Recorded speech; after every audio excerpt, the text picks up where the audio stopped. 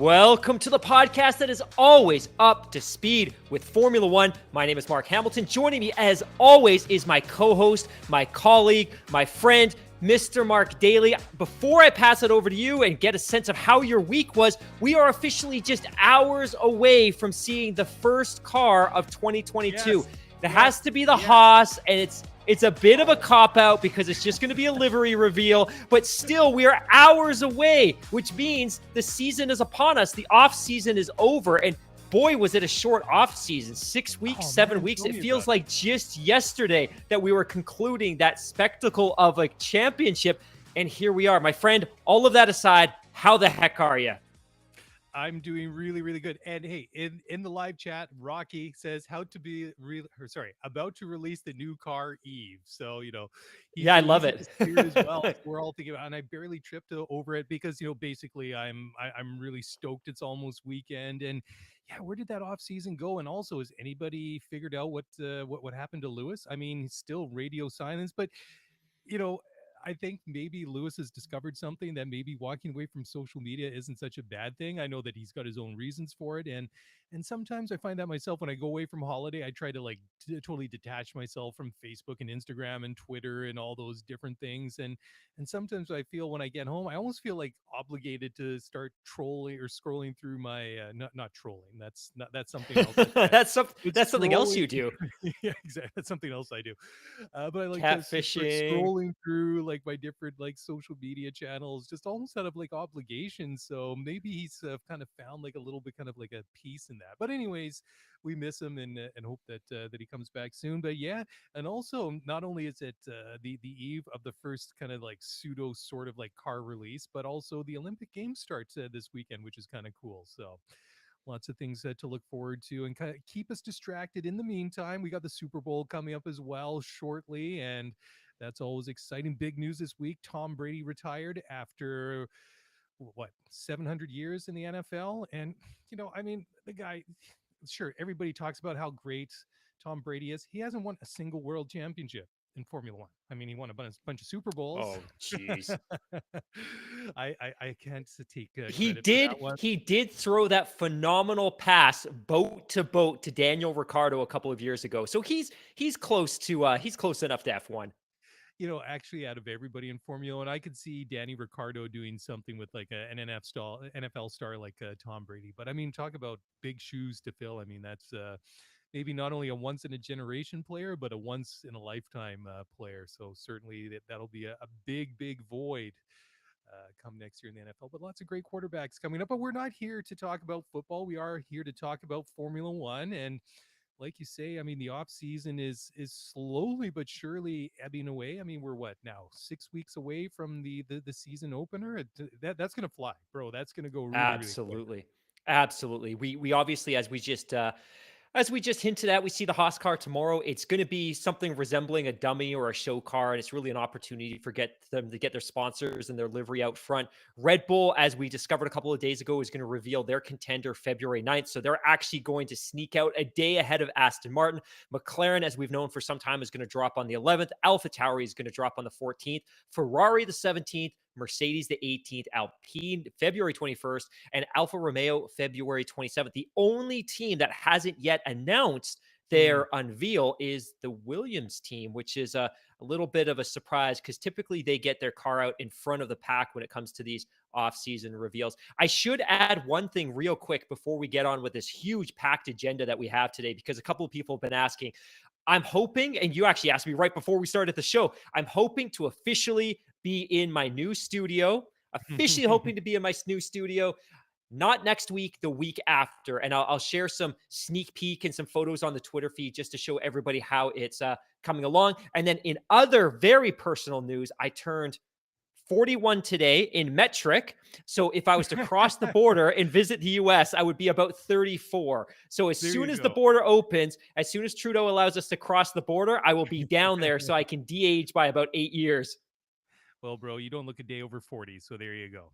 And happy birthday, by the way. Happy Thank you, my birthday. friend. I feel like I shouldn't have eaten that birthday cake. I bought you and then ate for myself. But So hey, social I'm doing distancing.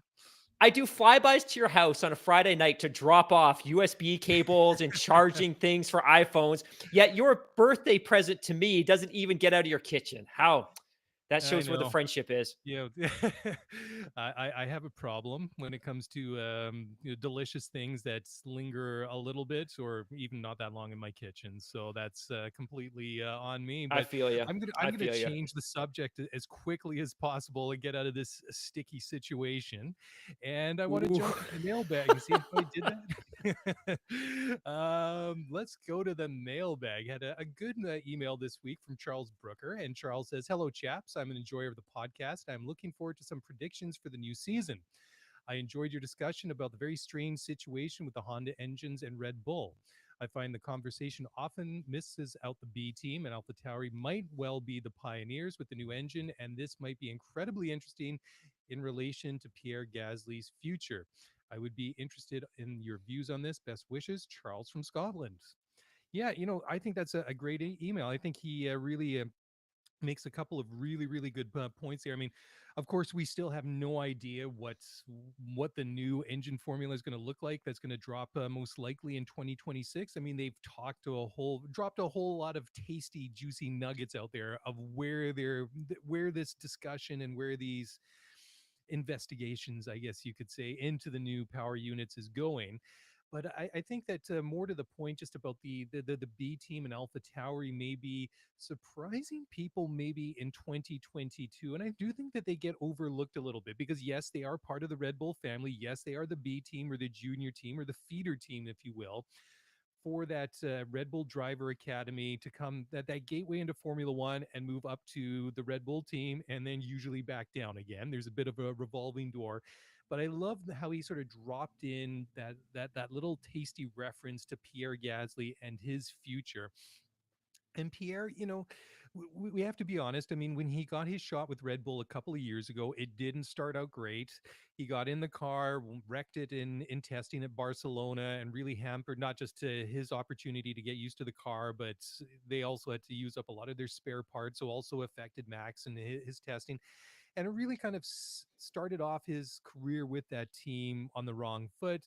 They changed him out halfway through the year with Alex Albon. Alex had a great audition, if you will, that second half of the year, and then disappointed in 2020. And then, of course, he got dropped as well. But meanwhile, Pierre gets, and I don't like saying relegated or demoted, but he goes back to Alpha Tauri because I find that's kind of derogatory. Maybe not derogatory, but I think that maybe maybe not the kindest way to describe it because I think Pierre is a very, very talented driver. I mean, he's won a Grand Prix. Sure, it was in topsy turvy, circumstances at Monza last year, but hey, a race win is a race win is a race win. You're still the first car to get across the line. And of course, he had some help that some guys like Charles Leclerc, Lewis Hamilton, Max, they all had bad races for one reason or another. They didn't finish. However, he won a Grand Prix, but I think 2021 for me was his best year in Formula One. And with all these driver contracts that are expiring at the end of 2022, I think that Pierre finds himself in a pretty good position. I think that he, well, depending how he does this year, of course, but I think that he could be positioning himself nicely. And if Red Bull, or sorry, AlphaTauri design a good car and they have a good season, because let's face it, it is an independent manufacturer. There's going to be some back and forth between the two teams because they have the common power unit. And let's be honest, that well, what would have been the Toro Rosso a couple of years ago would have been basically a test bed for the Honda engine and that whole basically try before you buy when they decided to move away from Renault and then pick up the Honda power. But yeah, that's really really interesting. I mean, I think that they could be a little bit of a surprise.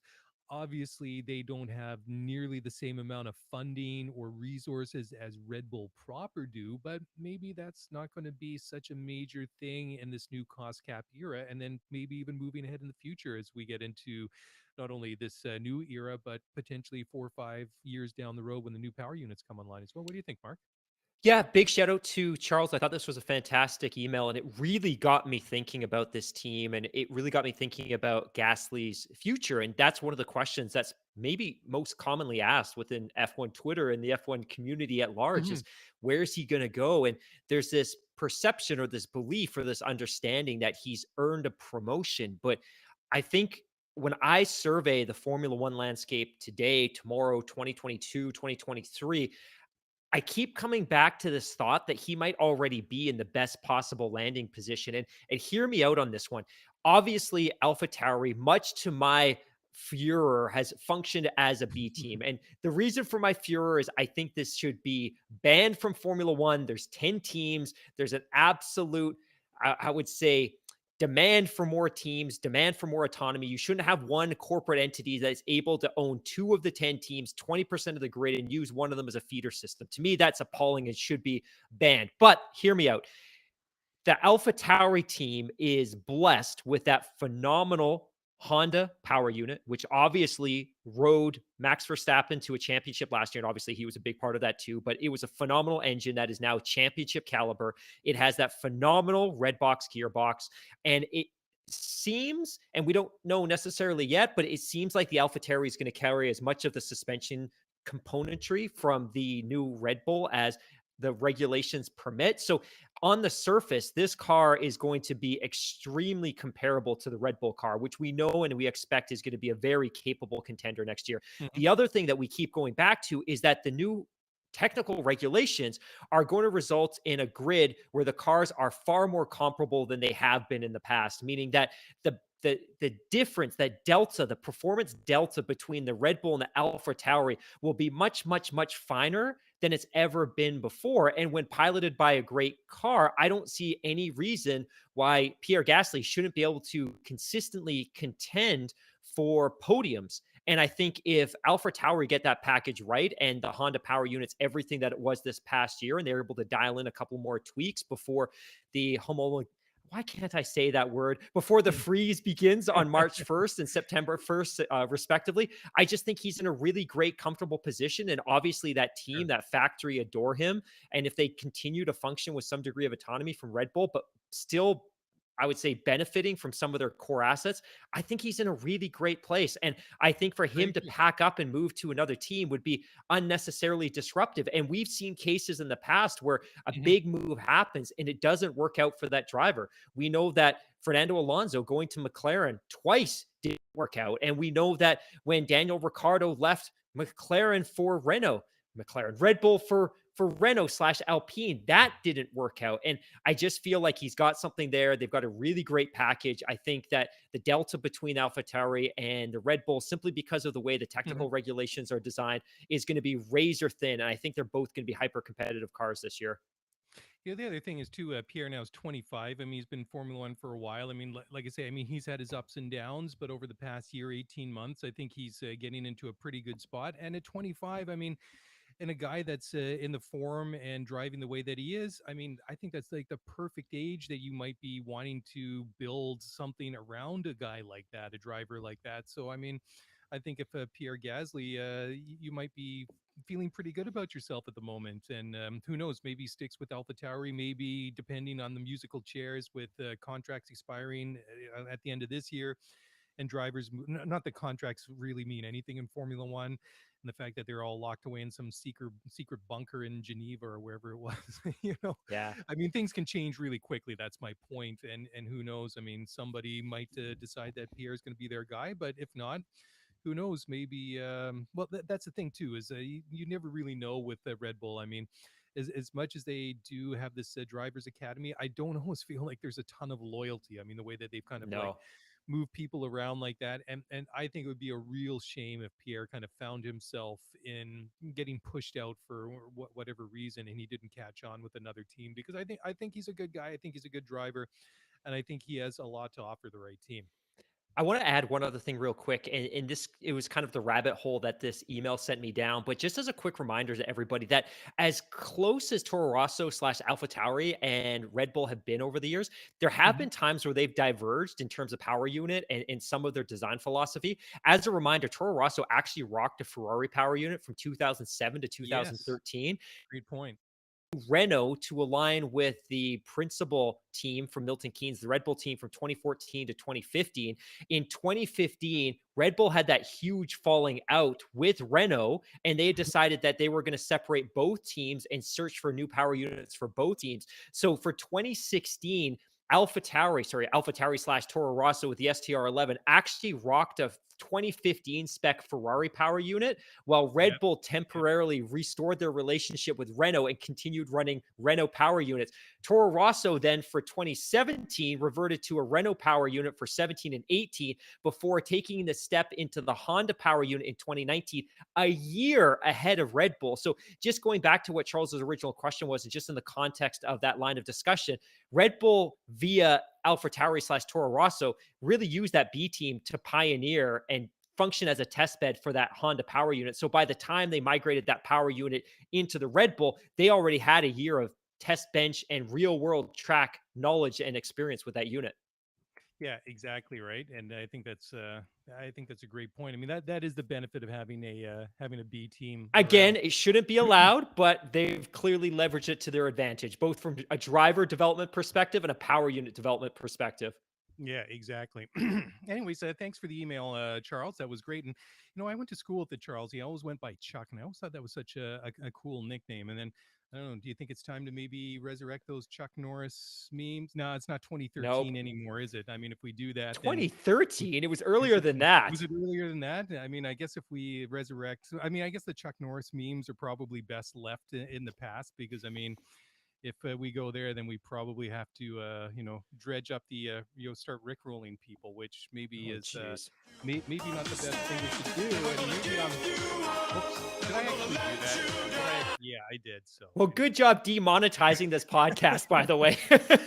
Well, I mean, Rick, he can come at us. It's not like we have a lot of money, and I think I cut it off right before we needed before we had to Okay. pay him Had to royalties, anyways. license it? But I Yeah. mean, on that note, I think I've officially gone bananas. After 3 years into a pandemic, I think I've kind of lost it. So I think this is a good place to hit reset, go to break, and we come back. Let's get into some of the news. So on that sad note, don't go away, guys. We'll be right back.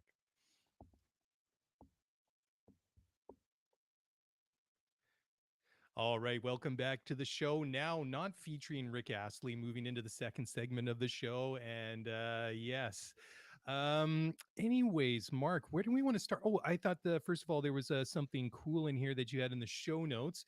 February 1st, 2010. So a dozen years ago now, if you can believe it, a little bit more because Wow. it's late on February 3rd tonight. Also, happy year of the tiger. Happy Lunar New Year to all my racing Yeah. friends out there.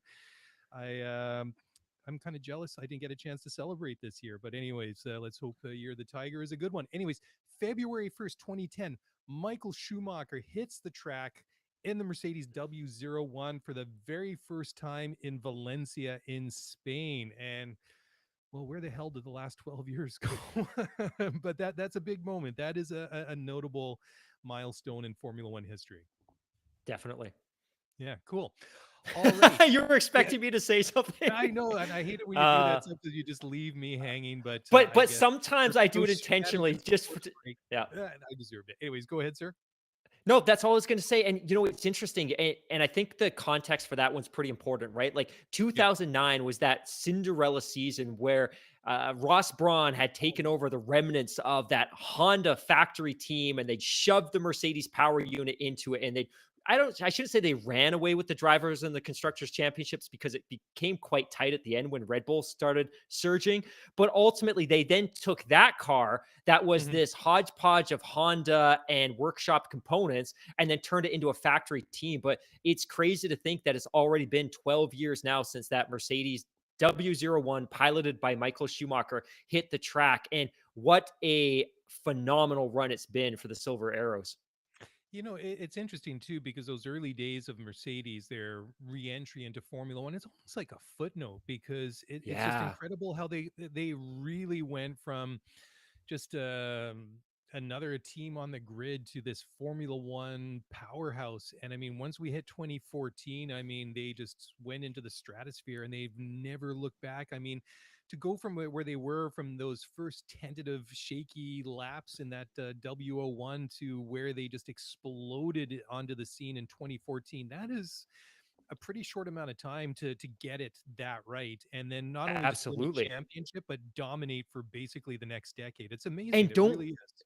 And don't forget as well that when Lewis signed with McLaren for 2013 in Mhm. 2012, that was a heavily criticized decision that the F1 pundits and the F1 analysts globally could not wrap their heads around the fact that he was signing with that team. And I think the negative reaction to his signing was basically driven by the fact that the team wasn't particularly competitive. They were better in 13. Lewis won a couple of races. They were looking better. They were rounding into form, but them winning Mhm. championships and running off a dynastic period like they did was far from guaranteed. Oh yeah, I mean, I think that they would have been happy if they could have won a championship here or there. But I mean, the way that, Definitely. like you say, they came and then dominated basically for a full decade is just absolutely astonishing. And I think that I think they would be quite well. I think they'd be more than forthcoming in admitting that it's far exceeded any and all of their expectations. Anyways, not talking about Mercedes now. Moving over to that other team who isn't Mercedes, which is Red Bull, the current Drivers' World Championship. I'm gonna just watch and make sure I don't get any bottles thrown at me from angry Lewis fans. I'm trying to stay out of this one, but anyways, team principal at Red Bull, Christian Horner, has kind of come out and said that he wants the sports management to make some decision about the implementation or the running of sprint races in 2022. We had 3 last year. We're going to have, what was it, 6 this year. And it's been up in the air. And I think we only talked about it last week, wasn't it, Mark? Or just within the Yeah. last couple of weeks. But I'm glad that perhaps Christian is saying something. But if you read between the lines, especially what Zach Brown, CEO of McLaren, was saying last week, I mean, he was being pretty pointed that the whole debate and the whole snag in what's happening with the sprint races is not down to basically 8 of the teams. It's basically Mercedes and Red Bull are the teams that are holding it up. Is pretty much what Zach was inferring. I mean, it's he's I guess how you could have said it is, Zach, how do you want to accuse Mercedes and Red Bull of holding up the process of sprint races without saying that Mercedes and Red Bull are holding up the process of sprint races for 2022? But it is Oh, what it is.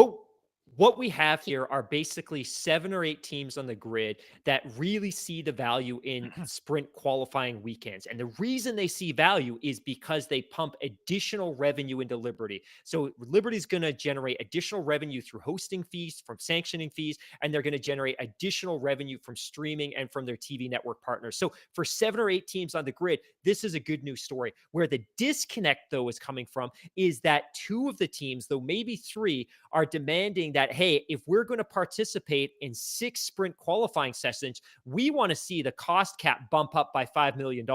And then the other teams that are saying, hey, the reason we like this is because of the incremental revenue, they now see this as a disadvantage, which is, hey, it doesn't matter if we're going to earn some additional revenue because all of a sudden the big dogs, the teams that have outspent us for the past 2 decades, are going to have a financial advantage once again because they want to increase the cost cap. So I think, and Jonathan Noble from motorsport.com wrote today that the understanding now is that we probably won't see 6 qualifying or sprint qualifying weekends this year. That as a Mhm. compromise, especially given the fact that the teams are going through some pretty paramount changes in terms of the cars and the aero and all of the different things that we're going through this year and ongoing, is that as a compromise, we'll probably revert back to 3 sprint qualifying weekends with the aim of getting back to 6. But ultimately, we would have had 6 this year. Mhm. Maybe we still will, but it just came down to the fact that as Zach Brown said, and I quote, one team in particular wanted a $5 million budget cap increase, which was just ridiculous and had no rational facts behind it. And one of the other things that I did think was really interesting is that somebody had written, I think it was on Reddit, and this had never occurred to me, but they'd made this point that the number of laps that the cars drive during the sprint qualifying session really isn't any different than the number of laps that they would have driven during free practice 3. And again, the stresses on the car are much greater and there's much greater risk of damage, but ultimately the Sure. mileage being put on these cars isn't really that different. So for these teams to say, hey, we want to do it, but you need to bump up the budget cap for $5 million, that's a disadvantage to 7 teams on the grid, and they're just having none of it. And Zach Brown is just being very justifiably vocal about his distaste for the fact that presumably Red Bull or Mercedes are the ones that are campaigning for that big bump. Yeah, also you have to take into account not only the fact that they're potentially going to reduce it from 6 down to 3 sprint events this year, but they were also offering a compensation package to the teams. They're going to get 500 grand dollars for the Yeah, first 5 events, and then 150 grand for each race or sprint event beyond that, which was going to put in about 2.5 million or 2.65 million into the pockets of each of the teams. So it wasn't like they were going to be out completely out of pocket, but supposedly, allegedly, that right, wasn't good right. enough for one or two of these teams, according to Zach. And I think it's important that some of these team principals and other execs speak up. And like I say, I mean, I've got a lot of time for Zach Brown, and I like Zach Brown in Formula One because I have the feeling that Zach, being an American, and although he's has decades of experience in in motorsport, I think that the way that he came into Formula One, I just don't feel that he's as political or sort of drawn into the sort of traditional politics of Formula One. I think he's a little bit more down to earth and a little bit more grounded when it comes to that stuff. So when he has something to say, even though he's being kind of diplomatic and not coming out and saying it exactly, I think that it's important nonetheless. Okay, next story. I think we have enough time before we go to another break here, a couple of minutes down the road. So Mercedes expects that perhaps that the 2022 cars are going to be what they say relatively similar in performance to the 2021 cars. Now, I think this is interesting, and this comes from Mercedes technical director Mike Elliott, and who made this revelation, or this maybe not a revelation, but offered this opinion that that these cars might not be as drastically different to drive than what we've seen before. So, anyways, he was speaking in a video that was published by Mercedes. Elliott had the following to say: "Quote: The overall performance of the new cars is probably not going to be very different from the old ones. Obviously, the intention of these regulations was to try and improve overtaking, and it will be a little bit of time before whether we can see whether that's actually happening. The car is a bit heavier. The power unit on the E10 fuel is going to perform slightly differently, and the way the aerodynamics are going to work and the setup of the car that goes with it will be different as well. Until we get the best out of that, until we've developed that through testing and the first few races, we're not really going to know. But overall, I suspect the performance will be relatively similar to last year." End quote. That is interesting because I mean, Lando came out and said that he felt that the cars might be similar to driving a Formula Two car, and he wasn't the only one. I can't remember what was it, Bottas, that had a similar opinion that perhaps they might be more like F2 cars in Formula One, like, or this previous generation of Formula One cars. So get a lot of differing opinions on that. And the exciting thing is, we will know basically in just over a month's time what these cars are actually going to be like, and we'll get some driver reactions, which will be very, very interesting once they get to the tracks. And even before Bahrain, this sort of this closed shakedown they're going to have at Barcelona before they fly up to the Middle East. I will be very interested to see what sort of revelations or any comments that sort of trickle out from that event into the public domain. Will be really fascinating. So we'll see. I don't know if it'll be kind of lock and key, or how forthcoming the teams and drivers will be. 2021 was a bit of a reprieve for me because I truthfully, admittedly, was dreading the transition to the 2021/2022 spec cars because I felt it was a fairly significant performance compromise to build more raceable cars in the sense that, hey, we're going with a much more standardized package to reduce some of that dirty air to increase raceability. But for me, 2020, 2021, I really felt was the golden age of Formula One, that this is as good as it's ever going to get. This is as Mhm. fast as we'll potentially ever see a Formula One car on track. And a year ago, you and I were sitting here talking about the fact that, hey, the 2022 Challengers, they could be 5 seconds a lap slower. And on paper, that is absolutely absurd, but on TV you would never actually notice that. And then the news started breaking out, like, well, maybe they're going to be 3 seconds slower, and then maybe 2 seconds slower. And now more and more of what we're hearing from inside sources, those that are close to the wind tunnels and the simulation models, is, hey, maybe they're going to be pretty similar, and maybe by the end of 2022 they could be on par or even faster than the cars that we saw before. Now, they'll be faster in different parts of the tracks, in different parts of, or in different sectors, but Great overall the point. lap times might actually be lower. So when you hear Mhm. people like Lando, and we've heard some other people talk about, hey, the characteristics of these cars are more like an F2 car, they're not necessarily speaking in terms of acceleration. They're talking more about the driving characteristics of the car, how it turns in, how you can rotate the car, and things like that.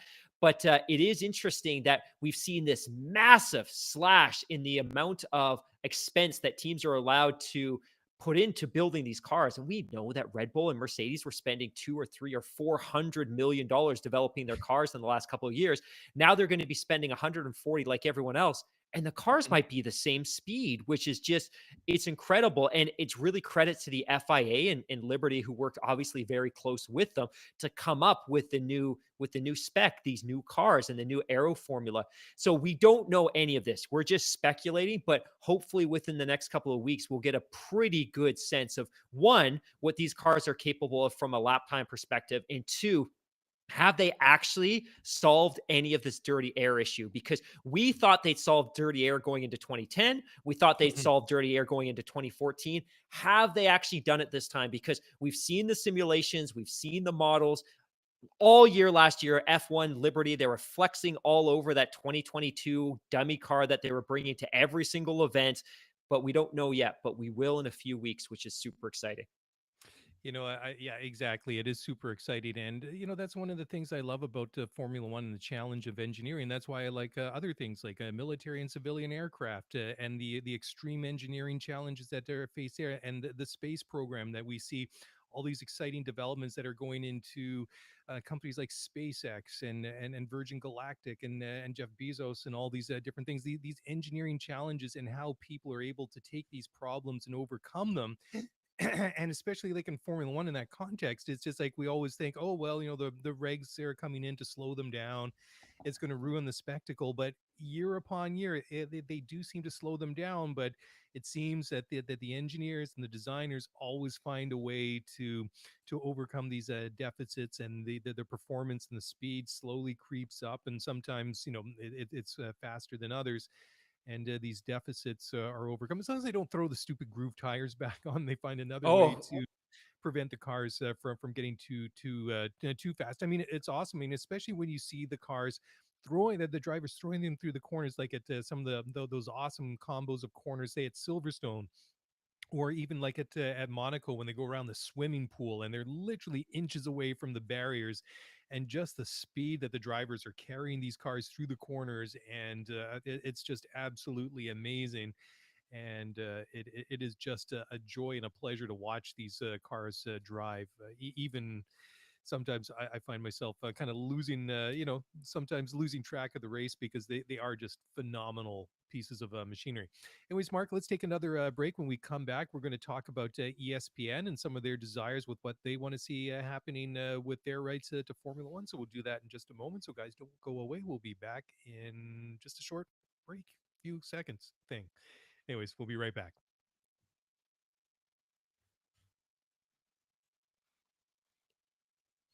Okay, and we are back. Thank you all for joining in tonight. Thank you, one and all, for joining in on the live stream. Rocky's been pretty vocal. A couple of things he had to say. Not a big fan of the sprints, but he thought maybe the technical changes we're going to see in 2022 might make it a little bit more interesting. And that's a great point. We talk about how might really or the desires to really increase the overtaking. But in that sprint racing, if overtaking does become easier, maybe we see more action in that. But then I guess it comes down to how much do the drivers themselves want to trade some paint, to steal a phrase? How aggressive do they want to get, and how many chances do they want to take? Because I mean, anytime you take a car or try to overtake a car, I mean, there is that always that potential for contact, right? I mean, even in a clean overtake, I mean, you could brake a little bit too late, maybe get in a bit of a dirty part of the track, and you outbrake yourself, slide in the car, whatever. I mean, there's always that risk. So ultimately, at the end of the day, I mean, that potential to overtake might be there, but ultimately, that decision comes down to the person behind the steering wheel. So, anyways, let's move on to the next story. So, ESPN are keen, quote unquote, to ride the wave of Formula One's growth in the United States a lot longer. Now, this I think is interesting because we've obviously seen a huge surge of interest in Formula One in the United States and in North America. Well, globally, I think in the past year. I mean, DTS and the way that that series has really taken the world by storm, I think was they were just really, I think, poised. They were just in the right place at the right time. I mean, especially 2 years ago when the pandemic started, we were all sitting at home. We were all looking for things to do, and it just really captured a lot of people's imaginations. And then once we got those initial months of the pandemic behind us, Formula One got that 17 race season under they ran that thing off. We got a championship. Sure, it wasn't the same that we were used to in previous years, but credit to them, they did it. And I think that really helped build the interest. And the DTS again with that the season they came out, well, about a year ago, season 3, really got people jacked going into 2021. And the stage and the desire to see an exciting championship was there right from the very beginning.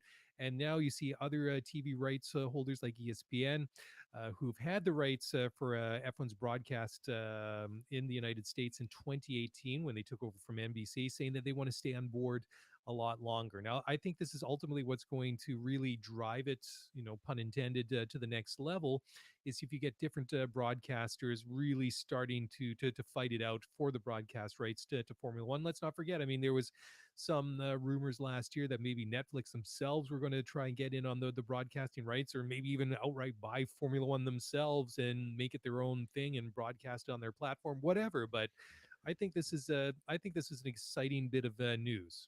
Let me be very, very clear. When Liberty bought Formula One, they did so because they thought they could extract more value from it as a product. And when they looked at the global landscape of sports, I think they recognized that, hey, the market that presented the most financial opportunity was the US. And this is why it's so important for them to get Miami off the ground. And it's also why it's so important for them to get Vegas off the ground. And I'm very confident we'll hear an announcement on Vegas within the next 3 to 6 months. And I don't know anything. I feel like that is where It we're feels being like it would led. be a good fit for Formula One to me. Definitely. The main impetus for this, though, is the best and easiest way for Formula One to extract value, financial value out of the US market is through streaming and through television. It's Hmm. really difficult to do that if there's only one race in the US and it's very regional. If you have three strategically located races that account for the Southwest, you've got one in Vegas, which is a destination city, and you want to have one on the East Coast down in Miami, which is another destination city. You are in prime position to now go knock on the I'm door feeling of your it. network television partner and say, hey, we Yep. are now extremely, extremely popular. We can your ratings are growing exponentially. We have three races in the US. You're going to need to cough up a much bigger chunk of change if you're going to want to remain a broadcast partner. So ESPN obviously recognizes that there's some growth here. And again, they've reported that 2021 was their most viewed F1 season on American television on record. They saw an average viewership of almost 950,000 or so, which was 50% increase on 2020. It's also 200,000 more than their best record previously, which was set back in 1995. Now, that said, all of that sounds really great. It sounds super sexy, but Hmm. 950,000 people per race is still nothing. nothing in the global landscape of American sports, and it's not enough to help them bag. It doesn't compare to like NFL numbers, for example. Not even close, or the NBA, or a Yeah, Sunday exactly. night Major League Baseball game in the middle of the summer. But it's good, and it's from a trajectory project, or from a trajectory position. It's good, but ultimately F1 wants to have 3 races in the U.S. It helps them create a I would say a more solidified base that enables them to extract more from their streaming platform, and it allows them to get more from their network partners. Now, it's really interesting to note as well, and it's been rumored that when Formula One was partnered up with NBC and NBC Sportsnet back in 2017, so in the years preceding the switch to ESPN in 2017, it was rumored that they were basically paying Formula One, Bernie Eccleston, nothing. Like, they were at a position where Bernie couldn't get Formula One onto US TV. It was almost like the NBA in the early 80s where everything was tape delay. And they ultimately struck a deal with NBC and NBC Sportsnet, where it's basically free to air, and they would just split revenue when it came to television dollars. Now, I've never been able to confirm this, but it's understood that F1 was making virtually nothing off of that TV deal. They went to ESPN in 2018, 2019. It was a 2-year deal, and then they re upped for a 3-year deal. So right now, ESPN's coming close to exiting this deal, and you can promise yourself, you can promise that Liberty is going to be going to every network in the US, whether it's TNT, whether it's ESPN, whether it's back to NBC, Hmm. whether it's any of the other major networks like CBS. It's really interesting. The other thing that I thought was really interesting in this article that you and I are referring to on motorsport.com by Luke Smith is, and this hadn't occurred to me, ESPN president of programming, Magnus Burke, I believe his name is, Burke Magnus, who's one of the folks that's really been the driving force behind securing F1 and finding a long-term home for it on ESPN. He acknowledged that back in the early 90s, ESPN was the home of everything: IndyCar, kart, Indy 500, NHRA, motocross, supercross, everything. Today, the only motorsports product on ESPN is actually Formula One, which I thought was kind of interesting. That is, gosh, I completely forgot about that. That they had so many different properties way back when. But do you remember then in the early 2000s with the advent of a Speed Channel? I loved Speed Channel back in the day when it was there. I mean, it was such a there were so many cool offerings on there. They did a good job of their Formula One coverage, and when that sadly disappeared from the TV landscape, that was quite disappointing. But anyways, I completely forgotten that they had. But I mean, I guess motorsports was in a bit of a different place back in the 90s, but then I guess perhaps that the whole schism with the IRL and IndyCar and everything Absolutely. perhaps had a Great lot call. to do that. That they might have been some collateral damage in that That's a whole great debacle. call. That's a Yeah, great yeah, call. yeah. All right, well, let's move on to the next story. Let's see. So, this one I think you're going to like because this kind of goes back to the discussion that we had a little bit earlier in the show when we were talking about the whole thing about B teams and Alpha, or sorry, not Alfa Romeo, but Alpha Tauri and Red Bull. But I've kind of given it away here. Um, anyways, it is about Alfa Romeo, and they've decided to make their own transmission and rear suspension rather than just taking everything in from Ferrari, because it hasn't really been a true B team, but they're kind of in that that Ferrari sphere of influence, that they're kind of almost like a de facto B team. Just it's kind of become like a convenient kind of place for Ferrari to kind of, I would say, dictate, but they've definitely had influence in that team over the past couple of years with drivers and things like that, for example. Oh, absolutely. Now, they are not a Haas, and let's be very clear. Haas buys everything permitted under the sporting regulations from Ferrari that they can. Mhm. The chassis, which they can't buy from Ferrari, they actually outsource to Dallara, so they don't even develop their own chassis internally. Hmm. But Alfa Romeo hasn't been entirely different in terms of the amount of componentry that they've sourced from Red Bull. But what we saw during the offseason was a strident effort by Alfa Romeo Sauber to demonstrate some independence in the face of Ferrari. And by that, I mean they discarded Antonio Giovinazzi. Giovinazzi, this fantastic young Italian driver who has deeply embedded ties to Ferrari was dismissed. He's no longer a driver with that team, replaced by Zhu, who I think is going to be fantastic this year. But once again, Alfa Romeo beginning to assert some independence. And as you spoke to, what they've decided to do for this year is, while they're going to continue to source their power unit from Ferrari, absolutely a Ferrari power unit customer team, they're going to develop their own rear suspension. And in doing so, they also have to repackage the internals from the Ferrari gearbox. So they are, as I understand it, they are going to continue to buy gearboxes from Ferrari, but they are going to tear it down and repackage it in entirely new casing that is more compatible with the rear suspension that they're designing. Now, Nice. I was really perplexed by this because I think it's really cool. But the immediate thought is that, hey, look, Ferrari's this mammoth organization with infinite resources to develop suspensions and gearboxes. What makes Alfa Romeo think they could do it better than Ferrari? And I was scrolling through a couple of forums, I was scrolling through Reddit, and I saw this comment, and I wish I could give credit to the person that said this. So I forgive me,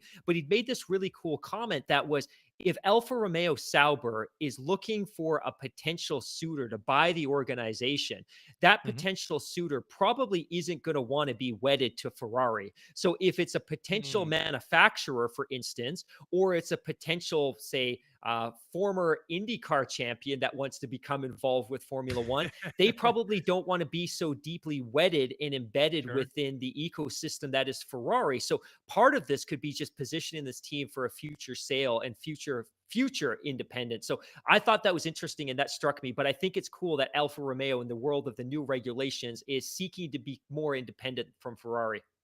Whoever came up with or made that observation, I think that is really, really astute. I think that is a really, really brilliant observation because not only did you raise all those points about the things that they've done that's been divergent from this whole Ferrari B team situation, if you want to call it that, but I mean, just kind of go down the paddock a little, few more garage stalls down to Williams, and they've sort of been not really a B team to Mercedes, but heavily influenced by them. They're obviously a customer team, and it was last summer. I mean, the whole thing, the whole speculation that they were going to take Nick de Vries as a driver for 2022, and then they went and made the completely unorthodox and completely unexpected signing of Alex Albon, which was, I think most people, nobody saw that one coming. So it kind of makes you wonder, as you said, that perhaps they're trying to, sort of sever as many strings as possible. It kind of makes you wonder if Williams is maybe doing the same thing, because I mean,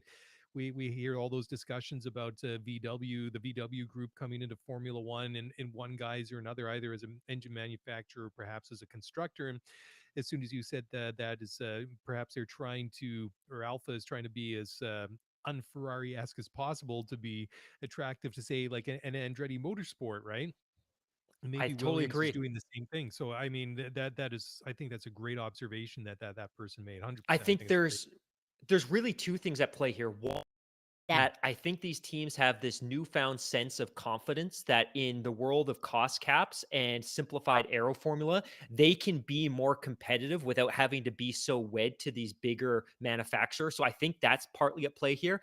And I think the other is we're seeing valuations of these teams in the stratosphere where it's never been before, at a time when you have a new manufacturer that's looking to enter the sport with not one but two brands. So I think you have teams positioning themselves for a future sale, and you have other teams that maybe aren't looking to find a new buyer, but are just Mhm. in a position where they're more confident that, look, you know what, if Ferrari can spend no more money than we can, and we can spend to the cap, why do we need to be so reliant on them for technology when we have the Yeah. same resources that they do? Or maybe not today, but tomorrow, next year, 2023, as things begin to even out, as that cost cap begins to tighten. I think it's a neat era for F1. It's been really fascinating to watch, as you and I have spoken about so much over the last few months.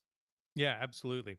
Hey, time for another break, guys. When we come back, we're going to talk a little bit about Formula E. And of course, when I say a little bit, very briefly, but anyways, we'll do so in just a moment. So don't go away. We'll be right back.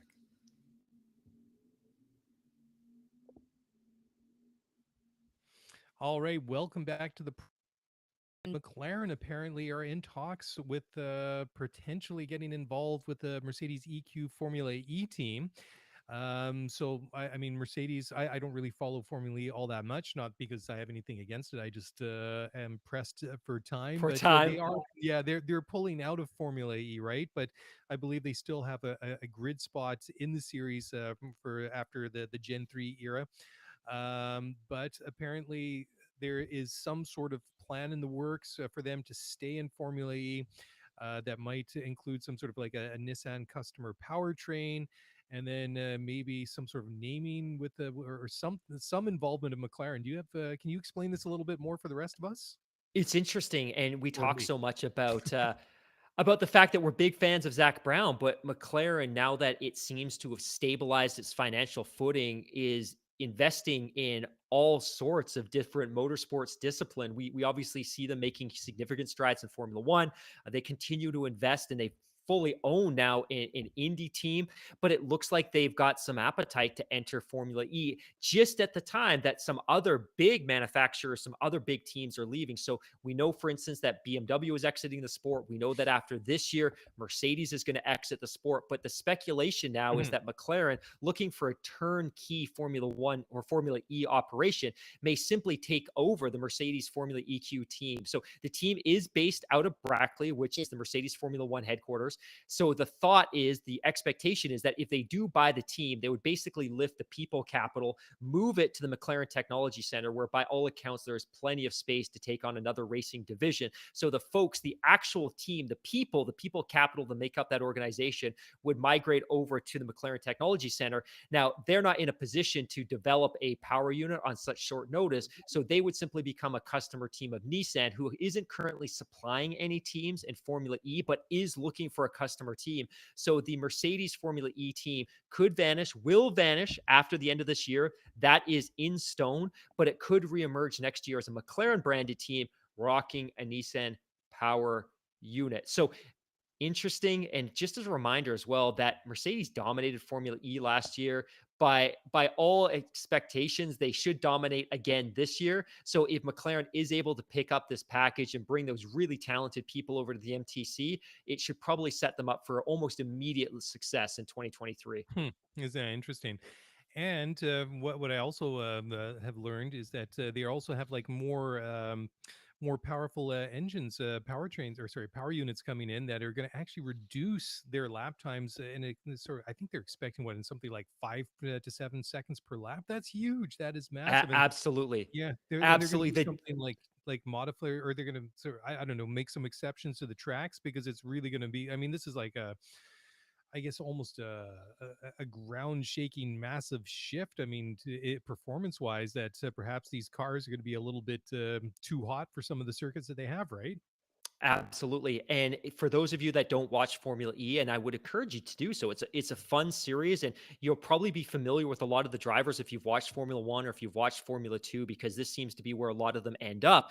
But one of Hmm. the things that started to happen over the last couple of years is these cars are evolving too quickly for the tracks that they've been driving on. And for the most part, Formula E has been a street circuit type of championship, where most of the tracks that they race on are temporary street circuits. And that's been fine because the cars haven't been particularly powerful. Their rear engine, their rear wheel drive, they're relatively lightweight. They don't produce a ton of power. It's easy for them to rotate these cars in the corners. But the challenge now is the cars tend to find a way to get lighter while increasing in horsepower. So it's assume that the new Gen 3 cars are going to produce upwards of 350 kilowatts of power, which will simply make them too powerful, and it will be too dangerous for them to run on the current tracks as configured. So Formula E is in a position now where it's going to have to revisit the type of tracks that it runs these cars on, because the cars are simply becoming too powerful. Now, the cars, in terms of downforce, they're not the fastest cars in the corner, but they don't necessarily need to be on these really tight street circuits. But where they are incredibly fast, though they don't have the downforce for those high speed corners, where they're incredibly fast is in a straight line, because electric engines produce torque on demand. And we talk about in Hmm. Formula One that, hey, there's a lot of torque and they produce a ton of torque through the turbocharger, but there's always going to be a little bit of turbo lag, although the MGU-H helps spin the turbine to keep that turbo lag to a minimum. But with an electric car, if you've ever driven one, there's torque on demand. You do not have to wait for that engine to rev up. You do not have to wait for that forced induction component to spool. It's torque Mm. on demand. So it's going to be really interesting to see where Formula E goes over the next couple of seasons as they begin to account for the fact that the cars are significantly more powerful than the tracks that they're driving are compatible with. Well, that's why, I still think that, Formula One is just going to kind of kick this, icy, internal combustion engine thing down the road for a while yet, to the performance of these electric engines really comes up to what we see with conventional, well, I mean, I'm saying conventional motors in cars. I mean, there's anything conventional about a Formula One engine, that's not really all that conventional, obviously. But you know, um, what I'm trying to get at is, I think that at some point the series will go electric, but I think that they will wait as long as possible until the performance is similar. And if they kind of, like I say, kick that can down the road with like exotic fuels and things like that, and the hybrid model, I think they'll try and do that as long as they need to, until that they have no other choice, or they can seamlessly transition into to something that pretty much matches the power that they have, which is still a long way off at this point in time. So, Mark, the next thing, I think I'm going to let you at least run with this one, because you seem to be a little bit better at explaining some of these techie things. Was just the design of the 2022 rear wings for the new cars, and I love the look that we saw on this mock-up that they released last summer. This full 1-to-1 scale mock-up of a 2022 Formula One car, and I was really astounded that how clean that rear wing looked. I mean, it was very, what's the correct word? It really flows nicely in all different dimensions. When you look at the rear wing of a current Formula One car, or just through the years, they're big, they're clunky, they look really obtrusive. But when you look at this, or at least their interpretation of this mock-up, to me, it looks very graceful, and it looks a lot different to what we've seen and what we've been used to for years and decades. The really important message, I think, to take away from what we're going to experience with the 2022 cars is that the overall total downforce created by the cars is not going to be significantly less than the cars that we saw in 2021, but Hmm. it's where it's generating that downforce from that is important. Significantly more downforce is going to be generated from the underbody of the car. So we've been talking a lot about Ground underbody effects. ground effects. Yeah. Exactly. And the benefit of ground effects is that you can create downforce without spitting out a ton of dirty air, which causes turbulence, which makes it difficult for a car to follow you from behind. So, what we're going to see is the cars are going to generate significantly more downforce from the underbody, from the ground effects, but where they're going to generate less downforce than they've seen in the past is going to be from the overbody, the skin of the car, and the rear wing. So, one of the things that's really noticeable when you look at that new rear wing is it's significantly smoother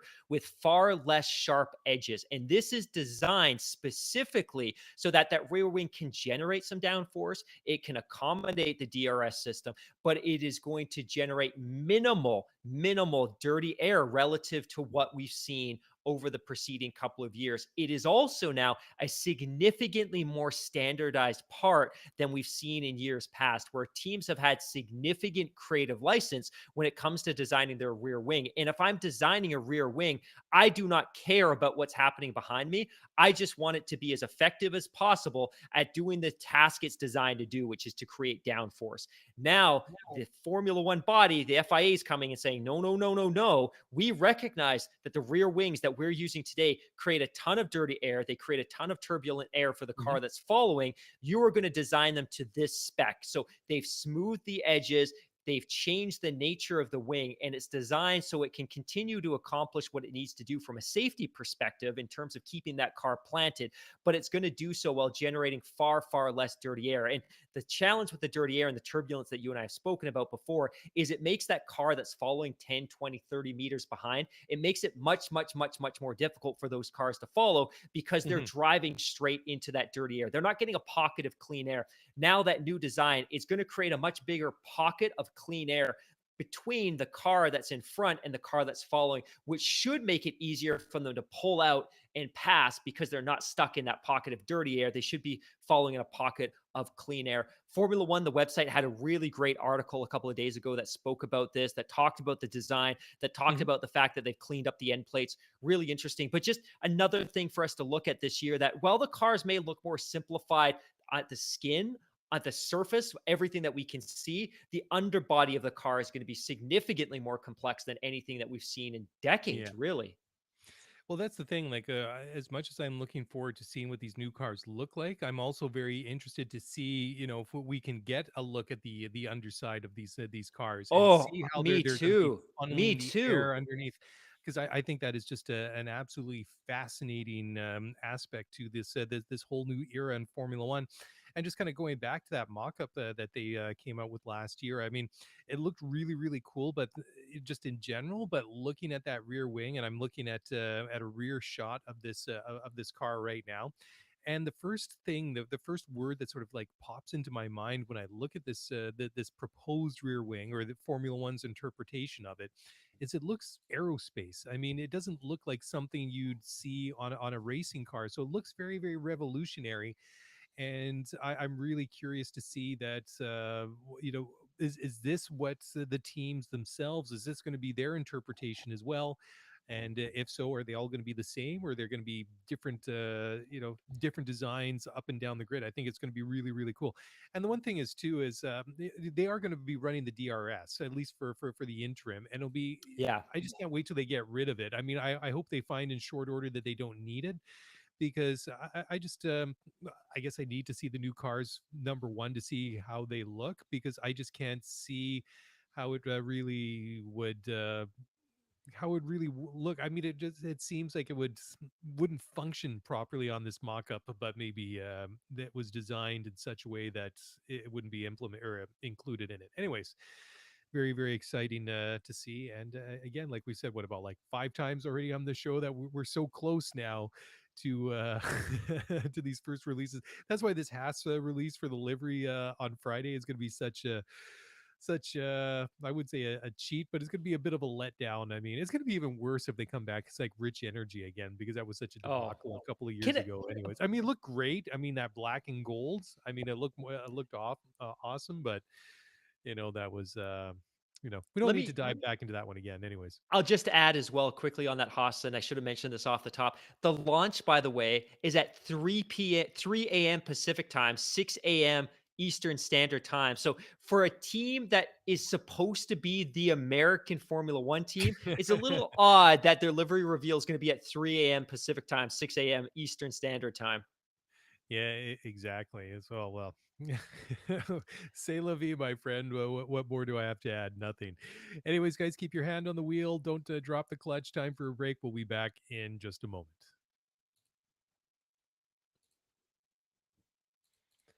Okay, welcome back. And still plenty of things to talk about, starting with this one. But Sky Broadcasting the UK has announced that they're going to donate £1 million to Lewis Hamilton's Mission 44 charity to, quote, help tackle high rates of school exclusions among Black students as part of a 2-year partnership, end quote. That is awesome. And that is a big, big investment. Good for them for stepping up.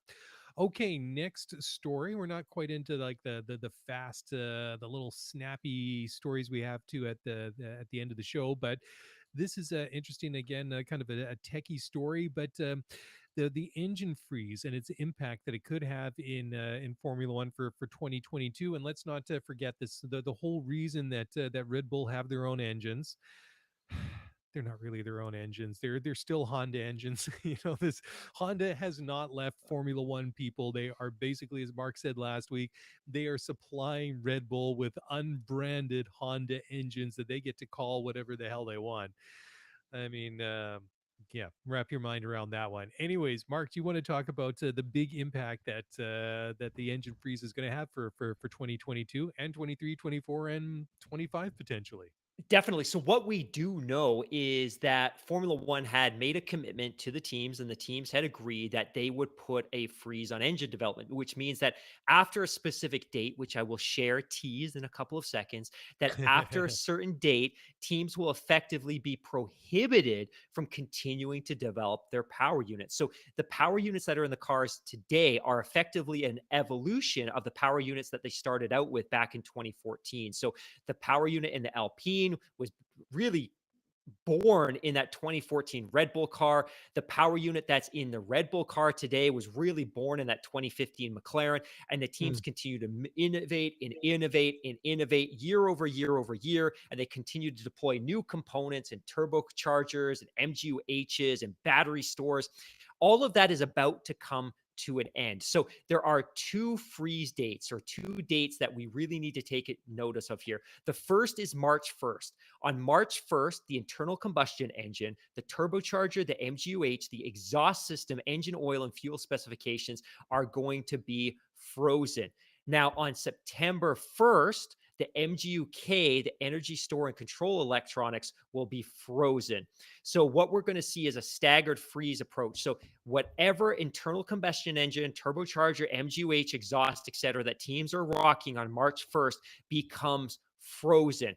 After those two dates, only in the most extreme circumstances, writes Matt Summerfield from motorsport.com, only in the most extreme circumstances, such as a manufacturer being so far behind its rivals that there is no chance of them catching up, can they go back to innovating. And even then, it has to be only with the consensus of the entire regulatory body. So, as of the first, those core components that I described, internal combustion engine, turbocharger, MGUH exhaust, etc., those will be frozen. And then on September 1st, the MGUK, energy store control electronics, will be frozen. So a lot of the teams are already there. A lot of the teams have no upgrades left. A lot of the teams, and we saw this last year with Ferrari, we saw this last year with Red Bull and the Honda battery store that they rolled out for the Belgian Grand Prix. A lot of the teams have already delivered those upgrades because what a lot of the teams tried to do was roll out those upgrades that they'd expected to get in right before these two deadlines. They actually rolled them out during season last year. We hmm saw this with Yep. Ferrari. They delivered some big power unit upgrades in the second half of the season. The reason for that was because they wanted to get some real time data during the races, during qualifying, during free practice. So if there was anything amiss, if there was further design changes needed, they'd have time to do it. What they didn't want to do was roll out these updated components right at the deadline and not have the ability to go back and tweak and continue to innovate on them if there was any imperfections or design flaws. So we saw a ton of teams rush out final design standards last year. I don't think we're going to see a lot. I'm pretty confident that what we saw on the grid in the final race last year is what we're going to see during winter testing in Barcelona. hmm But there could be a few surprises out there. But yeah, March 1st and September 1st are the dates that we want to watch because after September 1st, these engines are locked in until 2026 when we get an entirely new engine formula.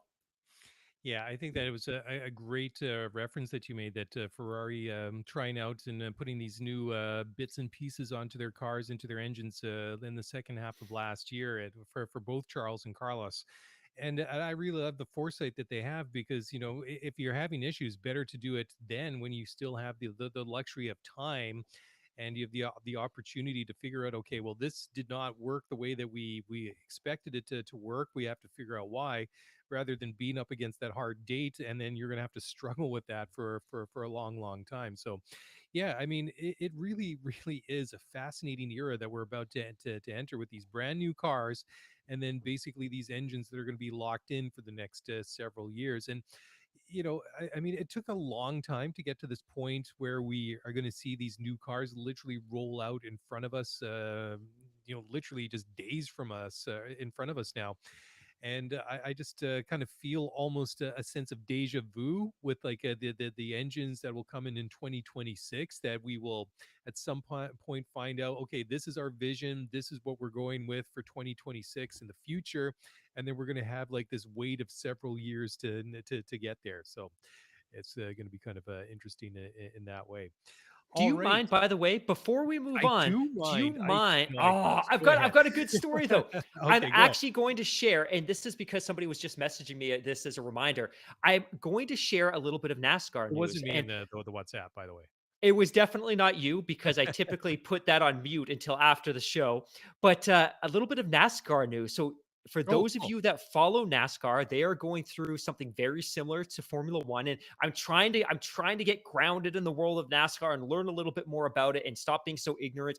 But they are going through a similar evolutionary change. They are incorporating a new next generation car. It's going to have a rear diffuser, new aero surfaces, and an independent rear suspension, which is really cool because they've had a fixed suspension for decades and decades and decades. But they are going to kick off their preseason with a really cool concept.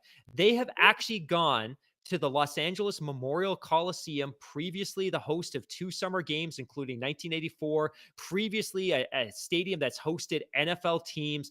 They are actually laying or have laid tarmac in the Los Angeles Memorial Coliseum, and they're going to run an exhibition event on Sunday, Cool. February 6th at 6 p.m. Pacific time.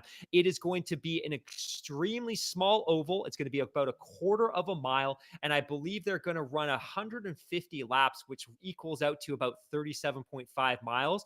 But even if you're not a NASCAR fan, I think it's probably worth checking that out because I think it's kind of Hmm. cool. It's an exhibition event before they get to Daytona the week after or 2 weeks after that, but still a neat concept. And again, NASCAR was on top of the world 15 years ago, has really struggled financially relative to where it was during that period in the last couple of years. But it's cool to see any discipline of motorsport trying to innovate and attract new fans. But if I lived in Los Angeles, even though I'm not a big NASCAR fan, that is something I definitely would have checked out. It'd be It's kind pretty of cool cool. to be able to Yeah. sit in a football stadium and watch everything happen right in front of you, even if it is a tiny quarter mile oval. But yeah, just something cool I thought I would share. Did you also see that other video that was circulating the last couple of days? Is one of those extreme Red Bull cool things with it was Max in this.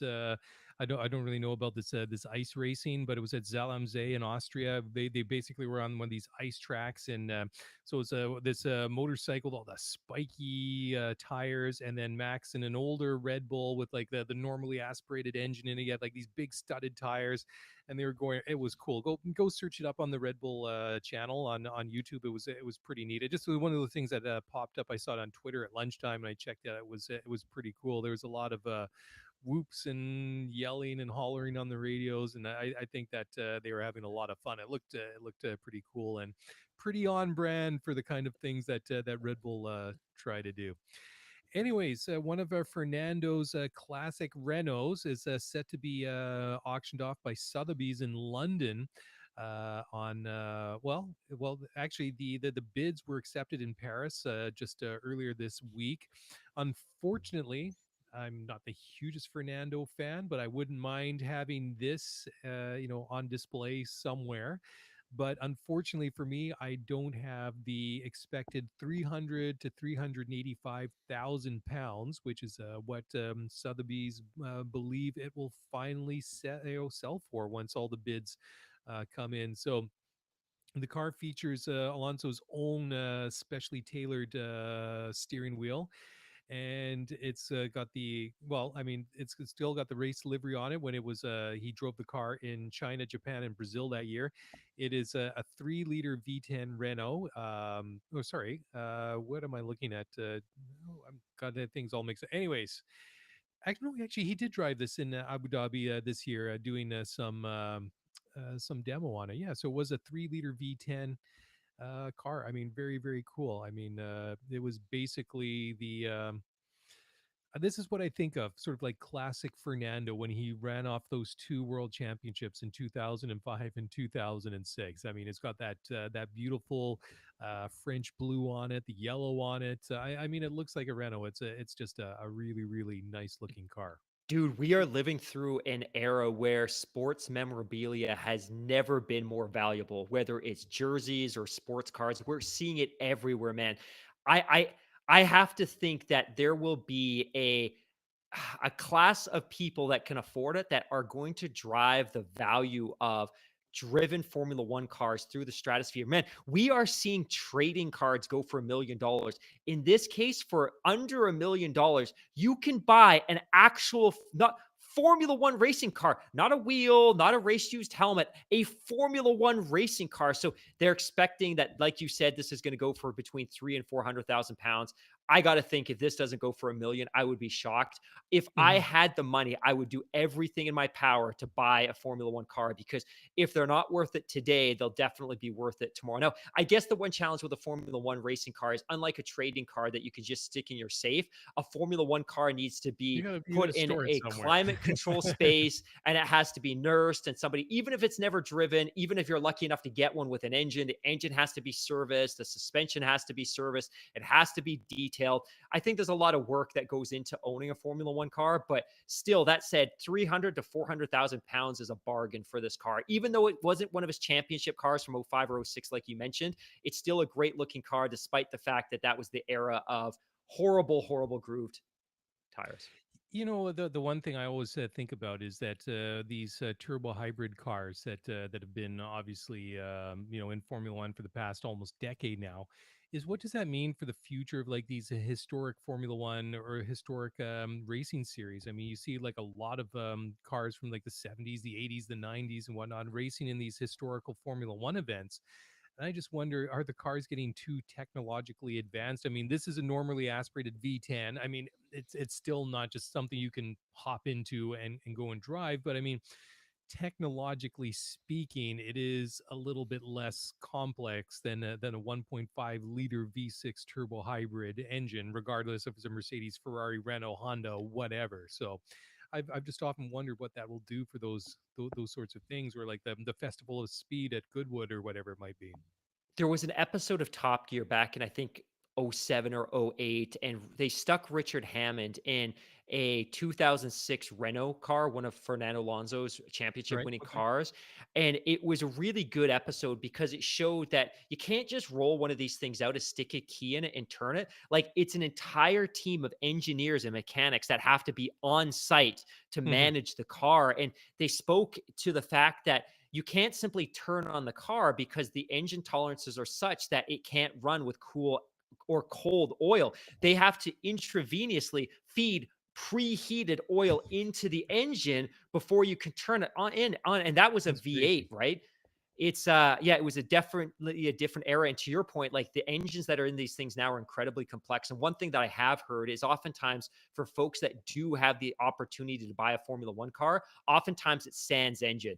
The Yeah. actual teams will not sell the cars with the engine. So sometimes what folks will do is they'll buy the car and it simply becomes a showpiece, or they'll have it retrofit to put in a standardized rear engine turnkey V8 or something like that if they did want to track it. But you're right, Mhm. nobody's going to be taking a 1.6 liter V6 hybrid out to the Goodwood Festival of Speed in 20 years because it's simply going to be too difficult to start that engine.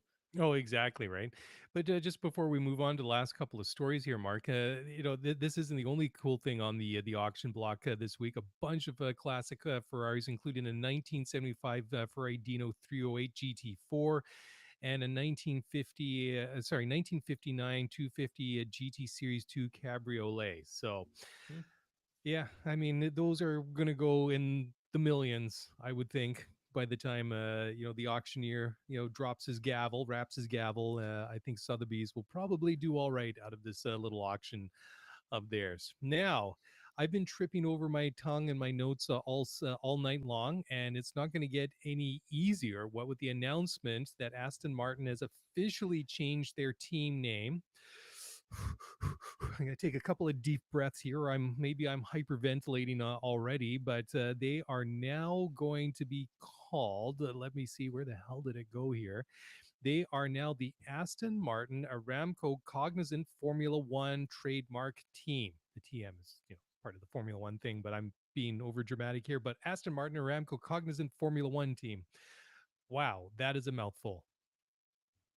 You're not even going to try and take it on. You have no comments. I'm surprised. It No, is but I mean, interesting it how is. deeply Saudi Aramco is becoming involved with the sport. They are a title sponsor. They are a sponsor of the Jeddah event. They have their branding all over the series. And again, I'm not going to comment on whether it's good or bad because that's an entirely different conversation. But it is interesting that despite how heavily involved they are with the championship, that they Yep. still went as far as to partner as a title sponsor with with the Aston Martin team. I was surprised. I was both surprised and not surprised by this. Surprised that they felt they needed Same. to, Yeah. and not surprised because they simply clearly have the capital to splash around in their bid to become one of the preeminent sponsors of the Formula One Championship. Yeah, well, I mean, a release from the Aston Martin team said, "quote the partnership this is will quote drive the development of highly efficient internal combustion engines, high performance sustainable fuels, advanced lubricants, and the deployment of non-metallic materials in vehicles." End quote. Gosh, I mean, if the name itself isn't a mouthful, that little blurb certainly was. But yeah, very interesting that they really are going all in almost all aspects of Formula One. Okay, so Alex Albon is going to use the Thai flag as the world's what is it, WADA? What does WADA stand for again? World The Anti-Doping I should Agency? Let's yes, go with you are that. correct. Let's go It with should be. that. I should know this. Sadly, being a fan of cycling. I mean, I obviously don't dope because I E. don't need to, but cycling has sadly had its scandals. Let's put it this way. Anyways, WADA announced that Thailand's national anti-doping organization NADO. Here you go. There's more acronyms had been found to be non-compliant with WADA's doping code, which led to the implementation of sanctions. So that meant at the time that WADA said that the Thai flag could not be flown at regional, continental, world championships or events organized by major event organizations other than at the Olympic Games and the Paralympic Games for the next edition of that event or until reinstatement. So Alex Albon, he's what is his mother Thai? I can't Yeah. remember. Yeah, Oh, I believe she is. yeah. Yeah, but he has raced under the Thai flag throughout his fairly brief career in Formula One. But he does have dual citizenship with in the UK and Thailand. So I think that's kind of cool that he'll be able to do so properly. And Rocky just confirmed in the live chat that it is the World Anti-Doping Agency. But WADA certainly rolls Thanks, off the buddy. tongue a little bit easier than the Aston Martin Cognizant Aramco Formula One trademark team, whatever it was. But anyways, I kid, I kid. All right. So finally, oh, you had to do this, you horrible person. You had to sneak in that one COVID story right at the very end. Right at the very end. You sneaky so and so. And we're gonna have to talk after the show here. I thought we were gonna get away Oh, with without we one COVID and for story this year. everyone listening at home, I am subjected to a post-podcast debrief every week where we watch video replays of where I screwed up, and I am quote unquote coached to ensure I don't make those same errors in subsequent weeks. So Well, you're this will very be on the kind to list. mention that I don't tie you to a chair and shine a bright light in your face, and Only we go because through we're like not in the same place. this is true. I mean, that doesn't happen, but in this case, it probably would. But anyways, I joke. Anyways, Formula One is going to make COVID-19 vaccination mandatory for Good. all personnel this Good. year. So, yeah, I mean, I guess it is a sign of the time. I mean, what with the people in Formula One country hopping as much as they do, Yeah. it just makes Exactly. sense. So it is what it is. It just it's a sign of the time, and If there let's is hope. any chance that it can fend off the infection of one of the drivers and the championship isn't compromised, despite all the obvious health benefits, if it helps to preserve the integrity of the championship by Sure. helping drivers not get sick as they are going from continent to continent, country to country, it's not a bad thing.